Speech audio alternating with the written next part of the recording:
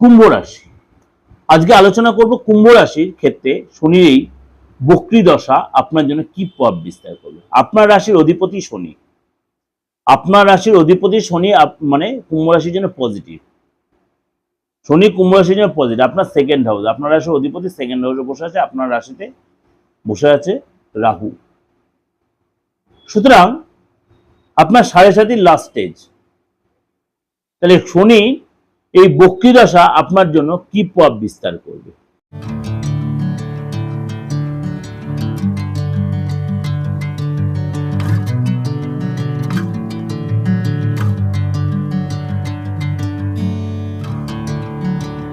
নমস্কার, আজকে আলোচনা করব বিশেষ গ্রহ নিয়ে, বিশেষ আলোচনা। আপনারা অনেকেই নানান কারণে খুব ব্যতিব্যস্ত হয়ে আছেন, খুব চাপে আছেন, টেনশনে আছেন, বা দীর্ঘদিন একটা সিচুয়েশন আপনারা ফিল করছেন। ভাবছেন আমার কি কারণে এরকম একটা সিচুয়েশন চলছে, আমি কিছুতেই এখানে ঘুরে দাঁড়াতে পারছি না কেন। এটা আপনার কাছে একটা বিশাল একটা চিন্তার বিষয় হয়ে যাচ্ছে। আপনি পুরুষ হন বা মহিলা হন, বয়স্ক হন বা ইয়ং জেনারেশন কেউ হন, কিছু না কিছু একটা চাপের মধ্যে পড়েছে, হতে হতে কাজগুলো বাধা পড়ে যাচ্ছে। এই মুহূর্তে শনিদেব বসে আছে মীন রাশিতে।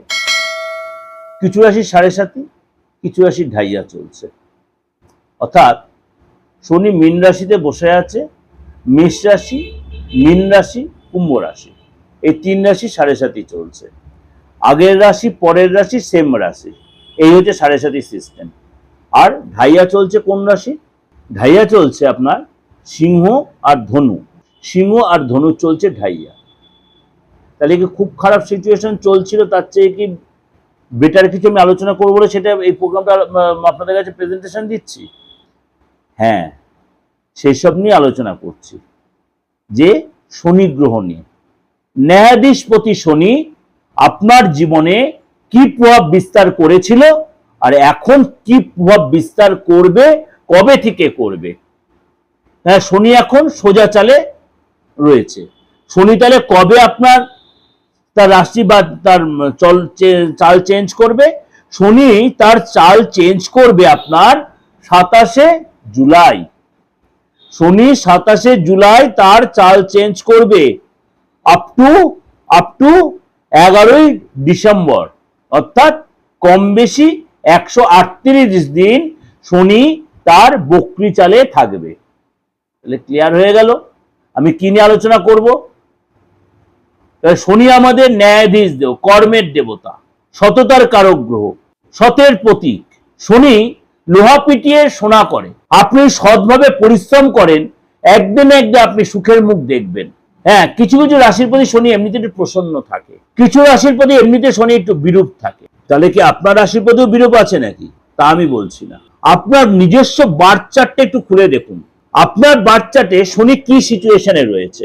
আপনার বার্থ চার্টে শনি কি আপনার নেগেটিভ কোনো গ্রহের সাথে কম্বাইন্ড হয়ে বসে আছে, জলরাশিতে বসে আছে, নেগেটিভ নক্ষত্র বা নিচু রাশিতে নিচস্থ হয়ে বসে আছে? শনি কোথায় নিচস্থ জানেন তো? শনি নিচস্থ মেষ রাশিতে। শনি নিচস্থ মেষ রাশিতে আর উচ্চস্থ তুলা রাশিতে। শনি নিচস্থ মেষ রাশিতে আর উচ্চস্থ তুলা রাশিতে। আর শনির পরম মিত্র গ্রহ কে জানেন? শনির পরম মিত্র গ্রহ হচ্ছে শুক্র। শুক্র হচ্ছে শনির পরম মিত্র। এবার শুক্র শনি কম্বাইন্ড হয়ে যায় যখন, তখন মানুষের জীবনে একটা আলাদা প্রভাব বিস্তার করে। আমি বাই দ্য ওয়ে এর সাথে একটা কথা বলে রাখি, শনি কোন রাশি প্রতি প্রসন্ন বা শনি মানে ভালোবাসার রাশি বা শনির কাছের রাশি কোন রাশিগুলো, সেগুলো আমি আলোচনা করেছি আমার এই দিগদর্শন চ্যানেলে, আপনি সার্চ করে দেখে নিতে পারেন। এবং কোন রাশির প্রতি একটু বিরূপ হয় সেটাও আমি কম বেশি আলোচনা করেছি। আজকের আলোচনার বিষয়বস্তু হচ্ছে শনি 27 জুলাই বক্রী হবে, 11 ডিসেম্বর পর্যন্ত বক্রী অবস্থায় থাকবে, অর্থাৎ কম বেশি 138 দিন। তাহলে 12 রাশির ক্ষেত্রে কি প্রভাব বিস্তার করবে, সমাজ সংসারের উপর কি প্রভাব বিস্তার করবে, আপনার উপরে কি প্রভাব বিস্তার করবে, এটা হচ্ছে আমার আলোচনার বিষয়বস্তু। আপনি সতর্ক হয়ে যাবেন নাকি আপনি আরো বেটার কিছু উপভোগ করবেন, আপনার রাশির ক্ষেত্রে কি প্রভাব বিস্তার করবে, এর জন্য প্রোগ্রামটা প্রত্যেকটা রাশি একদম স্টেপ বাই স্টেপ আপনি শুনতে হবে। কোনখানে সতর্ক হবেন, কোথায় আপনার ডেভেলপ আসছে, কোথায় আপনার অপরচুনিটি আসছে, কোথায় আপনার দীর্ঘদিনের না পাওয়ার যে একটা খিদে, কি প্রেম, কি রিলেশন। তাহলে আজকে আলোচনা করব আপনার রাশি নিয়ে। আপনার ব্যক্তিগত যে রাশিটা, আপনি, কেন আমি বলি 12 রাশি কেন, সমাজ সংসারে কেন, পৃথিবীতে যত এই ভূমণ্ডলে যত লোক আছে সবাই, প্রত্যেকটা মানুষ, প্রত্যেকের জীবজগৎ, প্রত্যেকের গ্রহের একটা এফেক্ট হয়। তার মধ্যে শনির এফেক্ট কিন্তু অনেক ভাইটাল। তাহলে আপনার রাশির ক্ষেত্রে কি প্রভাব বিস্তার, চলুন আলোচনা। প্রথমে আপনাকে বলবো, দীর্ঘদিনের যে পুরনো কাজ আটকে ছিল, এই সময় আপনি সেটা তুলে নেওয়ার চেষ্টা করুন। বিরাট সুযোগ আসবে, অফার আসবে, সুযোগ। মনে হয় আপনার সম্পদের দীর্ঘদিন লিটিগেশন চলছিল, কেউ আপনাকে অফার দিল বসে জিনিসটা মিটিয়ে নেওয়া। আপনি মানে গাজুয়ারি করে বা ঔদ্ধত্য বা অহংকার দিকে সেটা আটকে থাকবেন না। সেটা যদি আপনার সুযোগ আসে, এরকম কোনো অফার দেয়, অবশ্যই সেটা বসে নিয়ে মিটিয়ে নেওয়ার চেষ্টা করলে আপনার পক্ষে সেটা বেটার হবে। এবং আপনি চাকরির জায়গায় বা ব্যবসার ক্ষেত্রে বা চাকরি করছেন, আপনি দুর্নাম কোনো ডিসিশন নেবেন না। এমন কোনো ডিসিশন নিয়ে নিলেন প্রবলেম হয়ে যাবে। দেখো আপনি বেটার কোনো চাকরি পেয়েছেন, আপনি অবশ্যই কাছে কনসাল্ট করুন সেই চাকরি আপনার জন্য বেটার কিনা। চাকরিটা হয়তো বেটার, কিন্তু আপনার জন্য বেটার কিনা, বলতে যেখানে আপনি রয়েছে সেটা হয়তো বেটার। আপনি তাড়াহুড়ো চাকরি ছেড়ে দিলেন, দেখালো এখানে চাকরি ছেড়ে দিলেন, ওখানে গিয়ে আপনি মন সেটেল করতে পারছেন না, বাধ্য সেটাও আপনার চলে গেল। শনি কিন্তু ভুলভাল কিছু করিয়ে দেয় মাইন্ডলি, তখন কিন্তু আপনি অনুশোচনা করবেন, এই জিনিসগুলো করবেন না। আপনি তাড়াহুড়া করে কোনো স্টেপ, তাড়াহুড়া করে ডিসিশন নেবেন না। কুম্ভ রাশির লোকেদের এক কথাটা বলবো, বড় কোনো ডিসিশন নেওয়ার আগে অবশ্যই কাছে কনসাল্ট করে, আপনার ফ্যামিলির লোক হোক বা আপনার যারা হিতাকাঙ্ক্ষী আছে বা কোনো অ্যাস্ট্রোলজার বা কারোর কাছে আপনি সে কনসাল্ট করুন। সে তার সাথে কনসাল্ট করে কি ভালো মন্দ, তারপর সে আপনি ডিসিশন নিন। আপনি আর্থিক ব্যাপারে আপনি মনে করুন মানে ডেলি কার কোনো ট্রানজাকশন আপনার হয় বা এরকম কোনো ব্যাপার, অবশ্যই সেটা ঠিক মতো হিসাবপত্র মেনটেন করুন। যদি ট্যাক্সের ব্যাপার থেকে থাকে, অবশ্যই এটা দেয়ার মেনটেন করবেন, এগুলো আপনার উচিত আপনার ক্ষেত্রে। কাজের জায়গায় কোনো আর্গুমেন্ট, তর্ক বিতর্ক এগুলো এড়িয়ে চলে ভালো হবে। গাড়ি চালানোর সাথে সাবধানতা অবলম্বন করবেন। পরিবারের যে সহকর্মী যারা আছে বা মনে করুন যারা কাজ করছে, আপনার যারা বাড়িতে যারা কাজের লোক আছে, তাদের সাথে কোনো অশান্তি ঝামেলায় জড়াবেন না। কাজের জায়গায় এক্সট্রা ইনকাম, 2 নম্বরই ইনকাম, এগুলো করার আগে 5 বার ভেবে চিন্তা করবেন, নাহলে কিন্তু ফেসে যেতে পারেন। এবং আপনার শরীরের প্রতি অবশ্যই যত্নশীল হবে, অবশ্যই ব্যায়াম করবেন। যদি আপনার সুগার বা প্রেশার বা কোলেস্ট্রল এই ধরনের কোনো রোগের থেকে থাকে, অনেক কোনো রোগ, অবশ্যই যেটা চেক আপের মধ্যে রাখবেন। অবশ্যই মেডিটেশন করবেন, যোগা করবেন, খাওয়া দাওয়ার প্রতি কন্ট্রোল রাখবেন। আপনার দীর্ঘদিনের কোনো আটকে থাকা অর্থ মার্কেটে পড়ে আছে, আপনি ভালো মতো সেটা তাগাদা করতে পারেন, নকিং করতে পারেন, সে অর্থ পুরোটা না হলে অনেকটাই আপনি রিকভারি করতে পারবেন। আপনার অনেক দিনের কোনো ইচ্ছা ছিল, শেখার ইচ্ছা ছিল, টেকনিক্যাল লাইনে বলুন বা কোনো হাতের কাছে, আপনি এই সময় শিখতেই পারেন, আপনি সাকসেস পাবেন। দীর্ঘদিন ধরে আপনার পরীক্ষা দিচ্ছেন, পরীক্ষা আপনি ঠিক সাকসেস পাচ্ছেন না, এই সময় কিন্তু আপনি পরীক্ষা দিয়ে সেই সাকসেস পাবেন। অর্থাৎ সরকারি হোক বেসরকারি হোক, আপনি কিন্তু একটা সুযোগ আপনার আসবে। আননেসেসারি কারোর সঙ্গে অশান্তি ঝামেলায় জড়াবেন না, কোনো তর্ক বিতর্ক করবেন না, কোনো আইনি ঝামেলায় জড়িয়ে পড়বেন না, কাউকে উপযোগী জ্ঞান দিতে যাবেন না।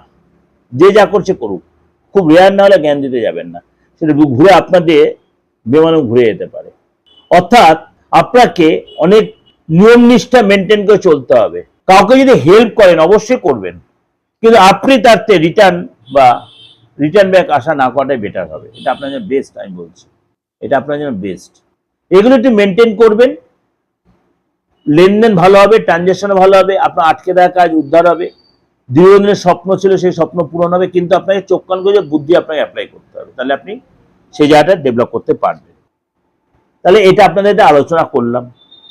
যদি দেখছেন আপনার সেরকম কিছু ডেভেলপ আসছে না, যদি আপনি অ্যাস্ট্রোলজি মানেন, কারো কাছে যান, আপনার ছকের সাথে হাতটাও দেখান যে আপনার ছকে সাপোর্ট দিচ্ছে, হাতে তাহলে সাপোর্ট দিচ্ছে না, শরীর এই জায়গাটা কি সিচুয়েশন হয়ে আছে, আপনি ডিপ হয়ে আছে, এদিকে ত্রিভুজ হয়ে আছে, না এখান থেকে আপনার সেই বরফি টাইপের হয়ে আছে, নাকি কালো হয়ে আছে, এইটা হচ্ছে শনির জায়গা, বুঝেছেন? এটা শনির আঙ্গুল, এটা হচ্ছে শনির জায়গা। দেখুন সেই জায়গাটা নিজেই দেখার চেষ্টা করুন। এর সাথে সাথে দেখুন তো শনির জায়গায় আপনার মঙ্গলের দৃষ্টি পড়ছে কিনা, বা শনির দৃষ্টি মঙ্গলে পড়ছে কিনা, বা রাহুর কোনো দৃষ্টি পড়ছে কিনা আপনার নিজস্ব বাচ্চাতে বা গোচরে, তাহলে সেটাকে প্রপার রেকটিফাই করুন। তালিকাটা নীলা পড়ে নেবেন, ভুল করে ফেলবেন। তাহলে নীলাপথে নাও করছি না আমি, আবার আর পড়তে আপনার আমি ইনসিস্ট করছি না। কারোর সাথে অভিজ্ঞ কারোর সাথে কনসাল্ট করুন, হাতটা দেখান, ফেসটা রিড করুন, এবং বাচ্চার থাকলে অবশ্যই সেটাকে একটু দেখান, এবং দশাটা কি চলছে দেখুন, তারপরে প্রতিকার নিন। বা আপনার বাস্তুতে শনির জায়গা কি হয়ে আছে, শনি বলে পশ্চিম দিকটা বলে আমার শনির জায়গা, বরুণ দেব বলে দিচ্ছে, আজ খুব ব্যাখ্যা করে বলছি। সেইখানটা দেখুন কেউ ফ্যাক্টর হয়ে আছে কিনা, নোংরা ফেলে রেখেছেন, কোনো ডাস্টবিনের মতো রয়েছে, কি রয়েছে সেখানটা, বাইরে লোক এসে টয়লেট করছে, কি রয়েছে সেখানে, আগুনের উপস্থিতি রয়েছে, বা আপনি ইলেকট্রিক মিটারটা রয়েছে, মিটার ঘরটা, না আপনি ওদিকে মাথা দিয়ে শুচ্ছেন, মিলিয়ে দেখুন না আমার কথাগুলো। আপনি যে রাশি হন, আপনি পশ্চিমে মাথা দিয়ে শুচ্ছেন, আপনার মধ্যে শ্মশান লেথার্জি আসবেই। আপনি দেরি করে ঘুমে, বেলা করে ঘুমতে উঠতে ইচ্ছা করবে, শ্মশানে মেজে ভাব, ইচ্ছা করবে না কাজ করতে। দেখবেন, রেকটিফাই করুন, প্রপার কাছে গিয়ে কোনো ভালো বাস্তুবিদের কাছে যান। যদি পার্থ আসতে হয় অবশ্যই আলবাত আসতে পারেন। বাস্তুটা পার্থ ব্যানার্জি এমনভাবে করেছে, এমনভাবে গাইড করে, অনেক লোক আজকে অনেক উচ্চ স্তরে প্রজেক্ট, কারণ না আমি মিডিয়াতে বসে বলবো না, অনেক আছে সেলিব্রিটি হয়েছে এই বাস্তু মেনটেন করে, প্রতিকার করে, তারা অনেকে হয়তো আসলে মানতেন না। আপনিও সেই সুযোগটা কাজে লাগান, বেটার অপরচুনিটিটা কাজে লাগান, বাস্তুটা রেকটিফাই করুন, নট ডিমোলাইজ, রেকটিফাই। আপনার প্রতিকারটা করুন। দীর্ঘদিন আইনি ঝামেলায় জড়িয়ে আছেন, শনি খারাপ তাহলে, রাহু খারাপ তাহলে আইনি ঝামেলায় জর্জরিত হয়ে যায়। আপনি সেরকম কোনো প্রবলেম ফেস করছেন, দেখুন, ঠিক করুন, রেজাল্ট পাবেন, আলবাত পাবেন। যাই হোক, আমি চাই না কারোর বিপদ আসুক, ক্ষতি হোক, কিন্তু বিপদে এসে গেলে তো কিছু করার নেই। রোগ যেমনি আছে তার ওষুধ আছে, আপনারা সেটা তার ট্রিটমেন্ট করতে। ভালো থাকবেন, উপরওয়ালা আপনাদের মঙ্গল করুক। নমস্কার।